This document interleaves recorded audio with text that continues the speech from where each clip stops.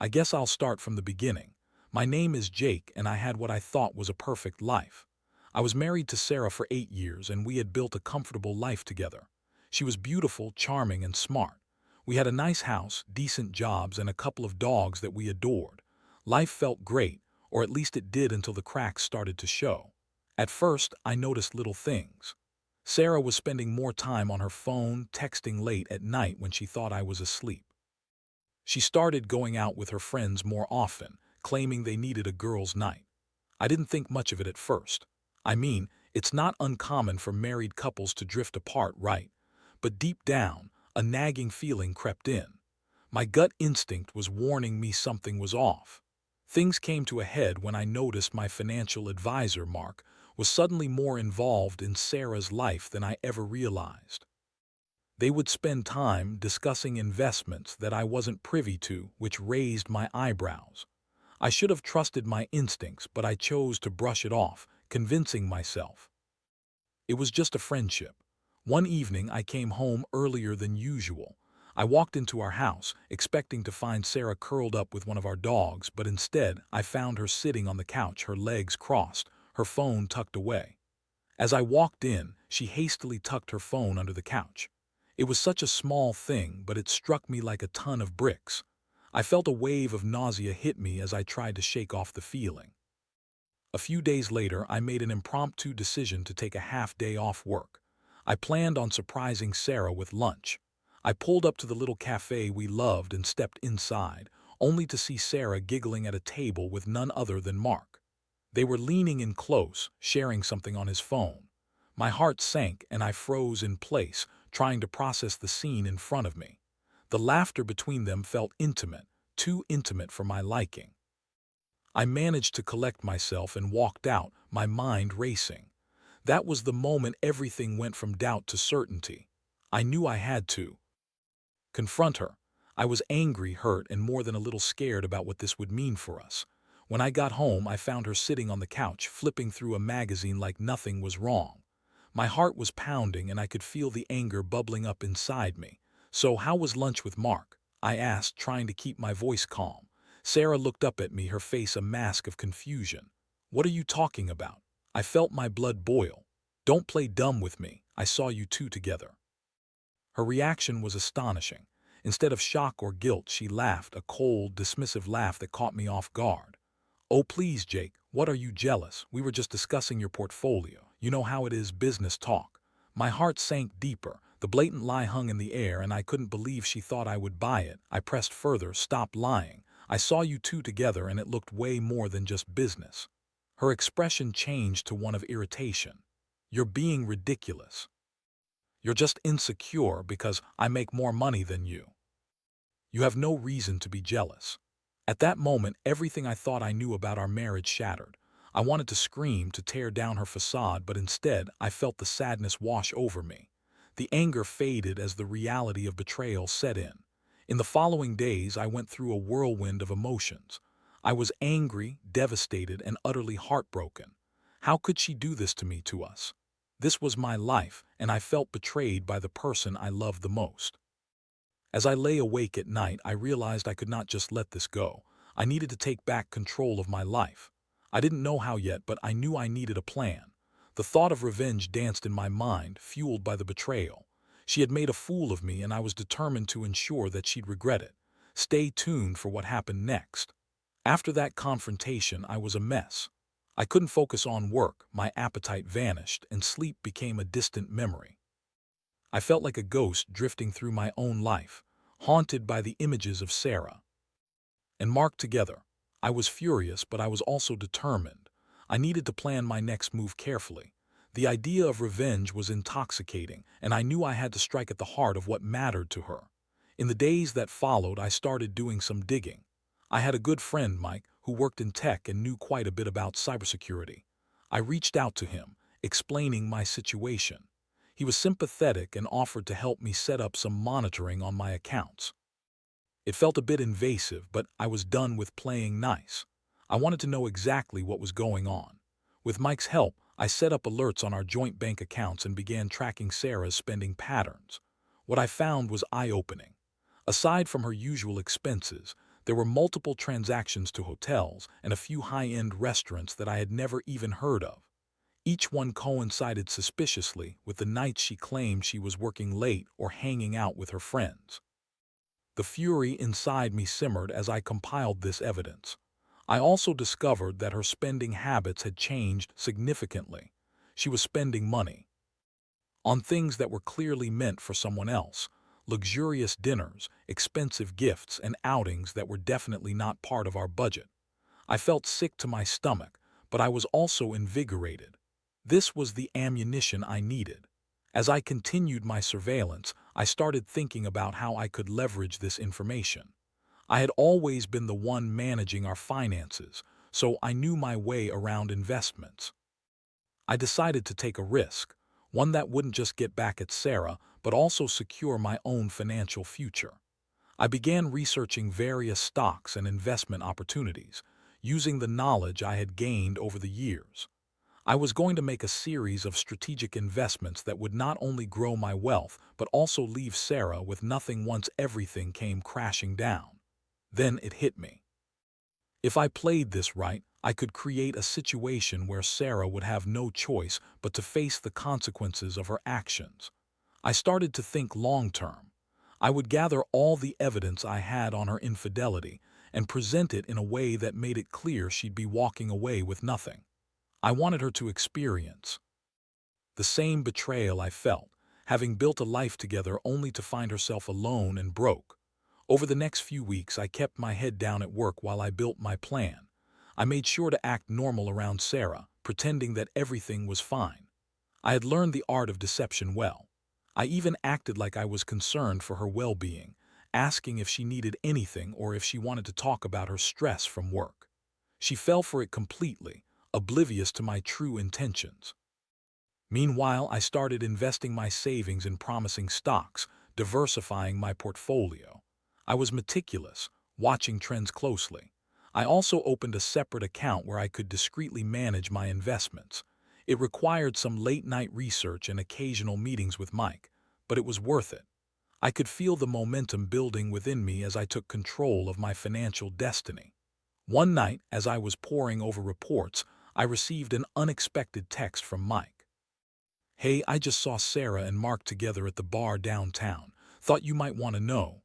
My heart raced. I couldn't believe it. I was already aware they were still seeing each other, but hearing it confirmed sent me into a whirlwind of emotions. I resolved that I wouldn't let this slide anymore.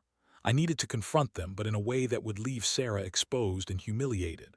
The next day, while I was out running errands, I decided to drop by that bar Mike mentioned. My heart pounded as I walked in, scanning the room for any sign of them. I spotted Sarah first, sitting at the bar laughing with Mark, her head thrown back, completely immersed in the moment. I felt a wave of anger wash over me, but I knew I had to keep it together. This was all part of the plan. I found a spot where I could observe them without being seen, and I pulled out my phone to capture the moment. This would be my insurance, proof of her betrayal that I could use later. I recorded snippets of their conversation, her flirtatious laughter, the way she leaned into him, and the intimacy of their exchange.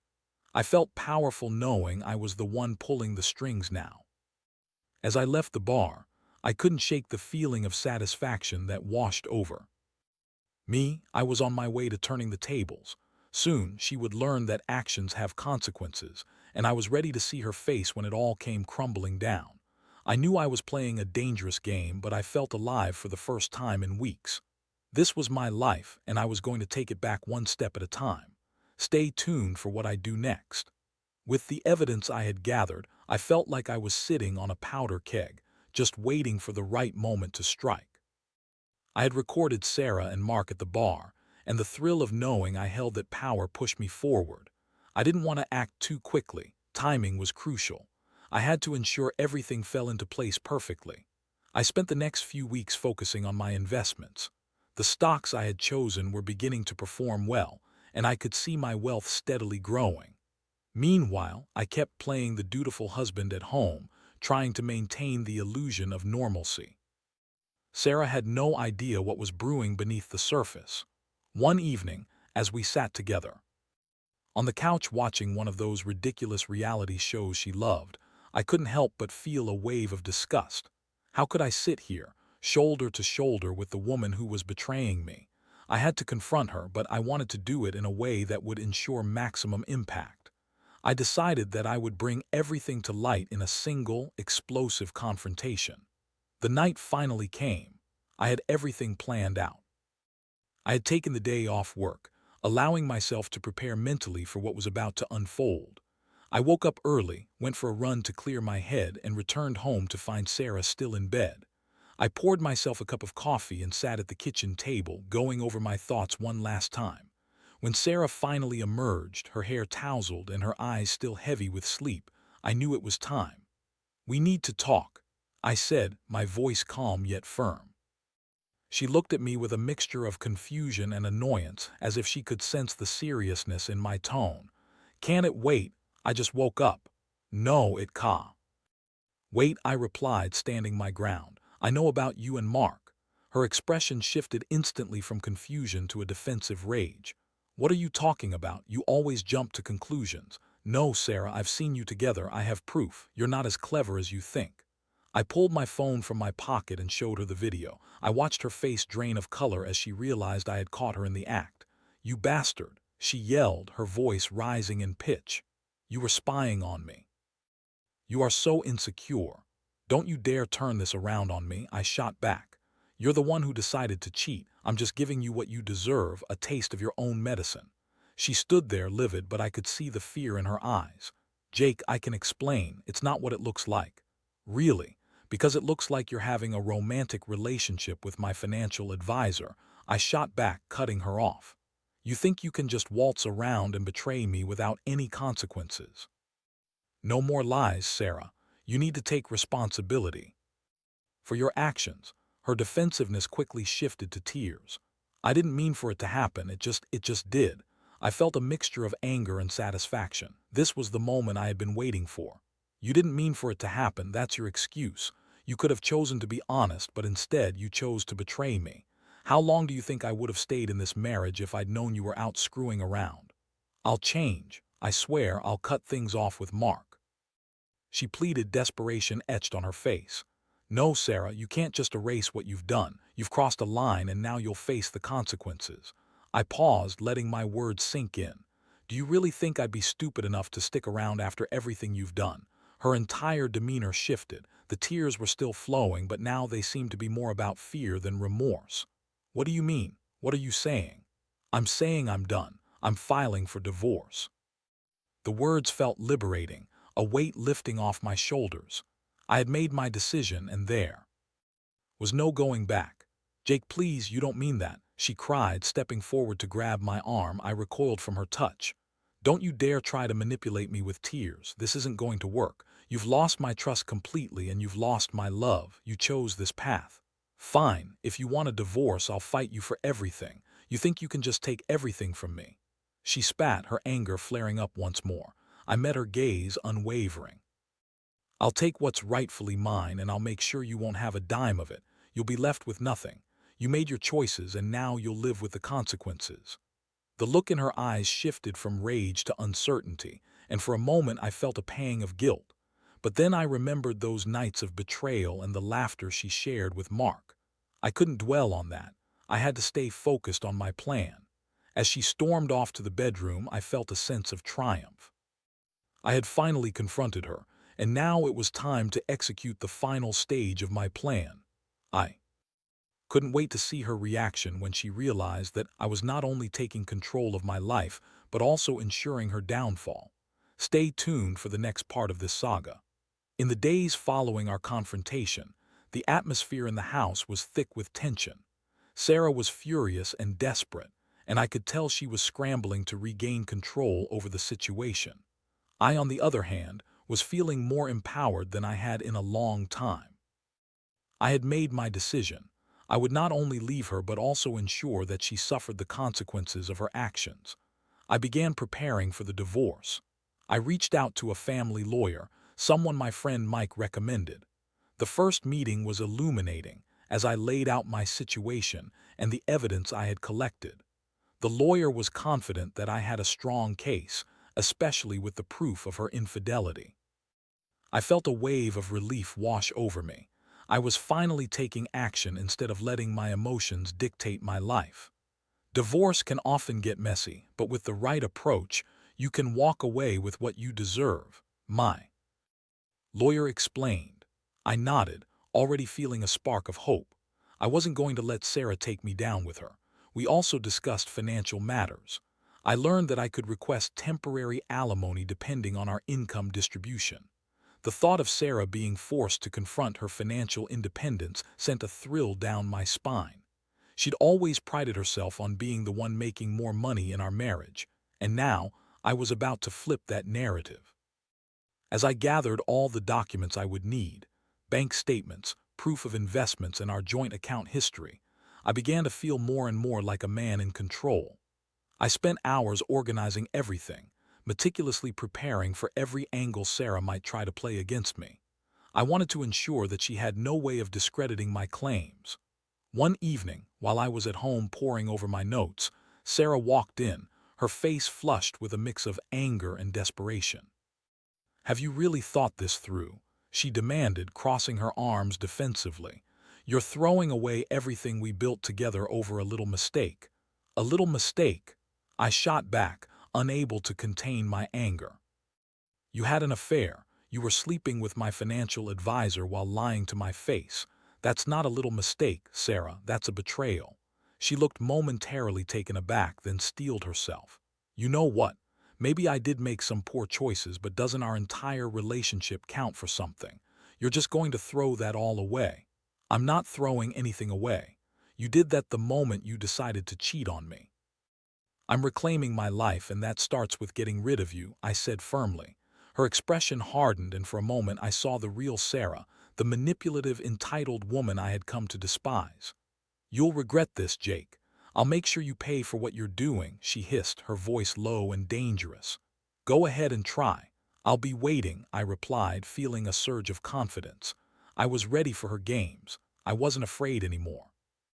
Days turned into weeks, and I continued to prepare for the upcoming divorce proceedings. I filed the paperwork and made arrangements to have everything served to her.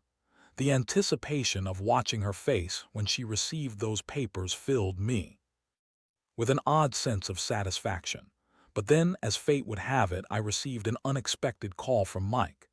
"Jake, you need to come to the office. There's something I need to show you," he said, his tone serious. I couldn't shake the feeling that this could be significant. I hurried over to Mike's office, my heart racing. When I arrived, he immediately led me to his workstation. "You won't believe who just reached out to me," he said, pulling up a series of emails on his screen. It turned out that Mark, my former financial advisor, had been trying to get in touch with me. I hadn't realized how deeply entwined he was in all of this.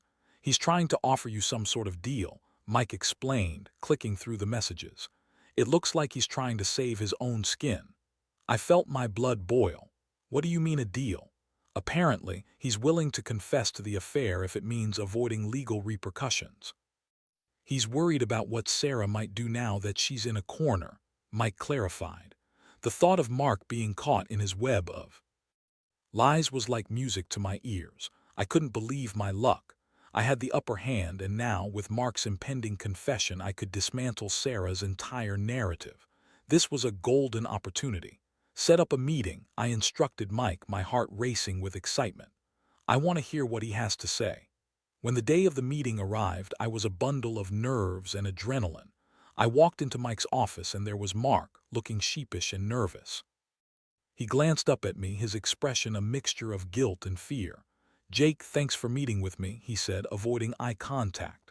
"Let's get to the point," I replied, crossing my arms. "Why are you here?" "I just wanted to say that I'm sorry for the role I played in this," he stammered, running a hand through his hair.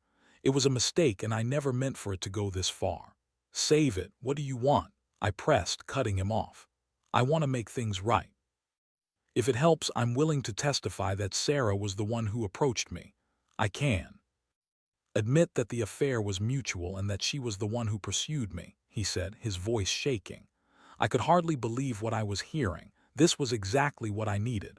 With Mark's admission, I would have more than enough leverage to ensure Sarah received nothing in our divorce. "Why should I trust you?" I asked, skeptical. "Because I'm scared of what Sarah might do. She's unstable, and I think she'll drag us both through the mud if this goes to court," he admitted. "I'd rather come clean now than deal with her wrath later." As I listened to him, I realized that this was my chance to put everything in motion.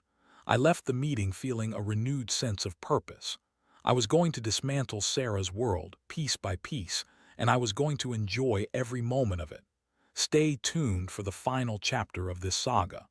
With the weight of Mark's confession hanging over me, everything began to fall into place. I felt a surge of confidence as I prepared to execute the next phase of my plan.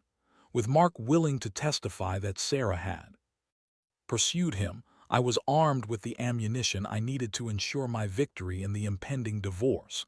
I fast-tracked my divorce proceedings, now more determined than ever to see this through. My lawyer assured me that with the evidence I possessed, including Mark's confession, I had a solid case. I wanted to make sure that Sarah didn't walk away from this unscathed, especially not after everything she had put me through.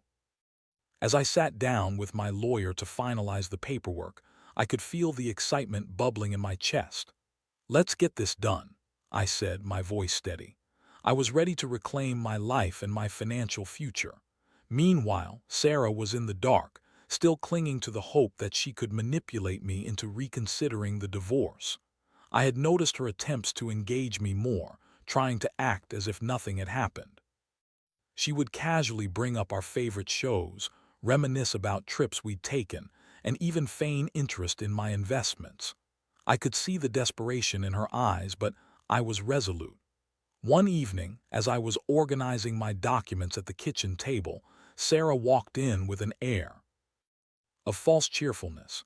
"Hey, I thought we could cook dinner together tonight, just like old times," she suggested, a nervous smile plastered on her face. I looked up from my papers, my expression unchanging. "Really? You think cooking dinner together will fix everything?" Her smile faltered and she leaned against the counter, crossing her arms defensively. "I just want to talk, Jake. Can't we have a civil conversation?" "About what?" "How you betrayed me, how you tried to ruin my life." I shot back, unable to hold back my anger. Her face fell and she dropped her arms to her sides. "I know I messed up, but we can work through this. I'm willing to try. Try. You think I'm going to believe you after everything?" I replied, feeling my blood boil. "It's too late for that, Sarah. You made your choice when you decided to cheat on me." She opened her mouth to protest, but I cut her off. "You need to understand that I'm moving forward with the divorce. There's no going back now." Her eyes flickered with a mix of anger and fear. "You're making a huge mistake, Jake. You have no idea what you're throwing away." "I think I have a pretty good idea," I retorted. "You're the one who threw it away, not me." That night, I went to bed feeling a mixture of satisfaction and anxiety.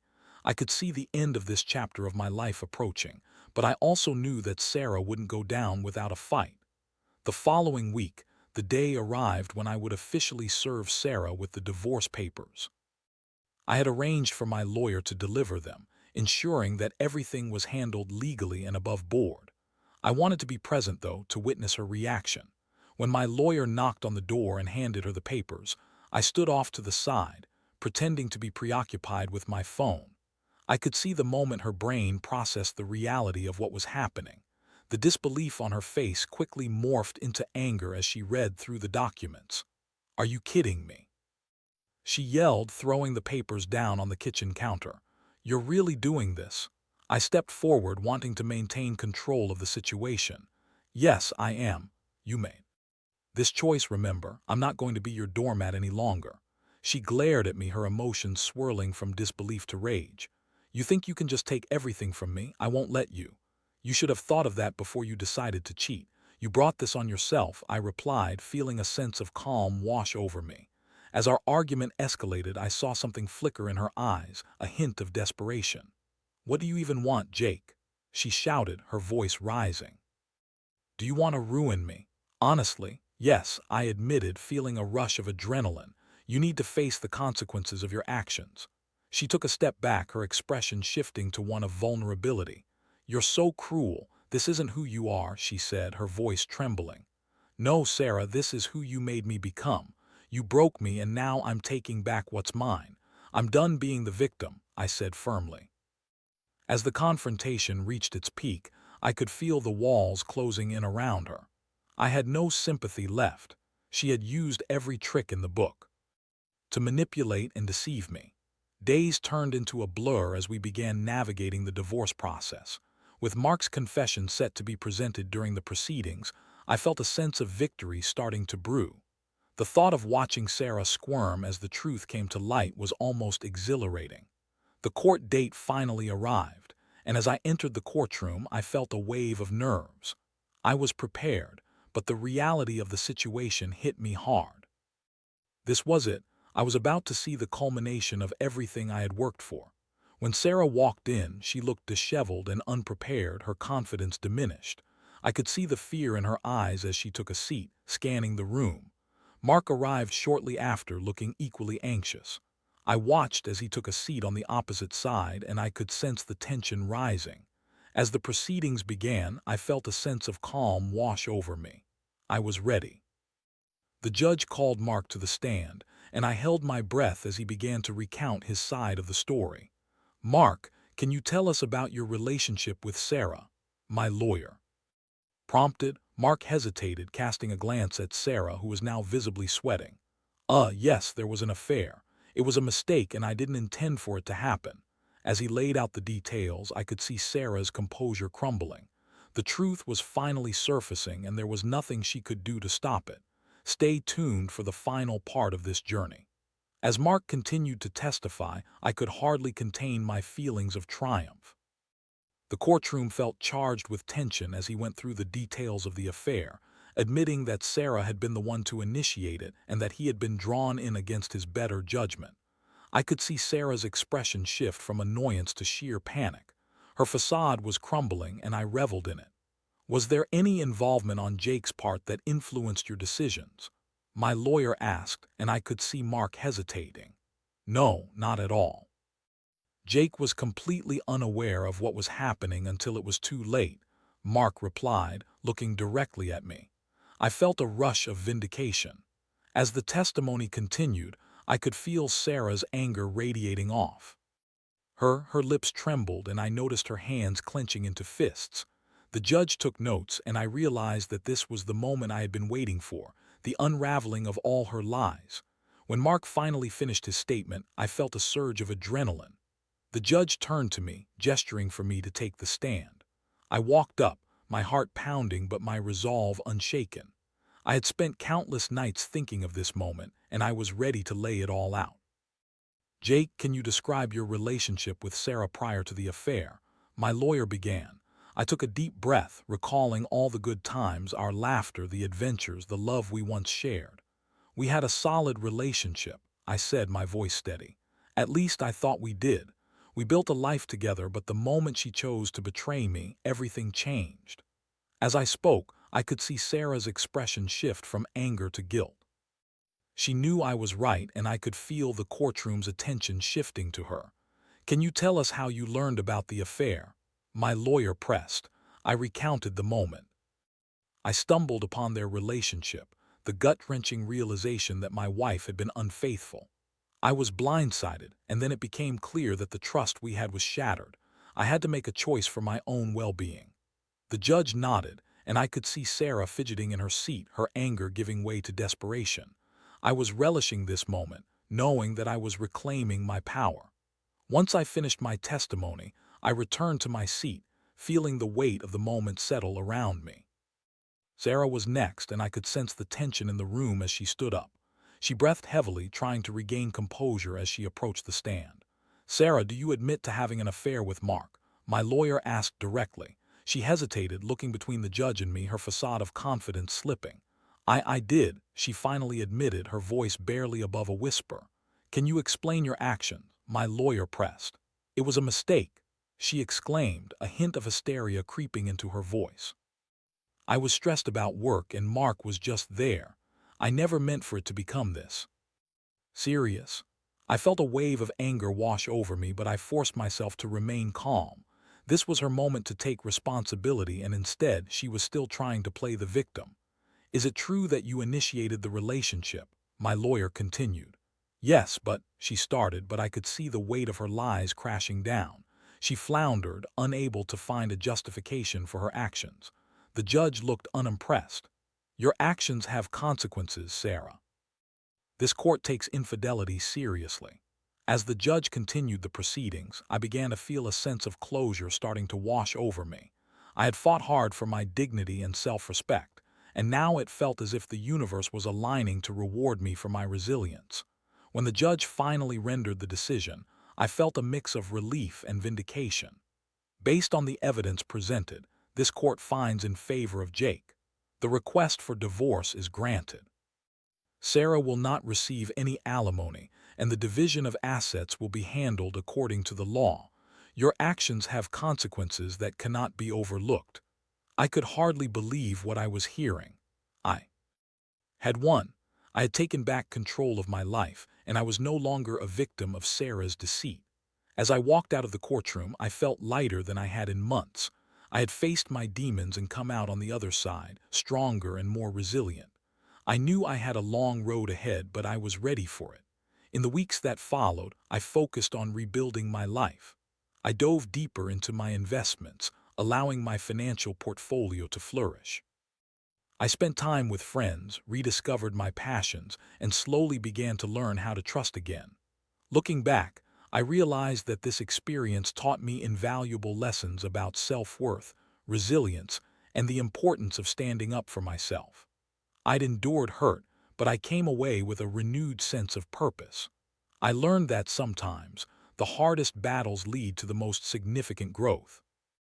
As for Sarah, I heard through mutual acquaintances that she struggled to recover from the fallout of our divorce.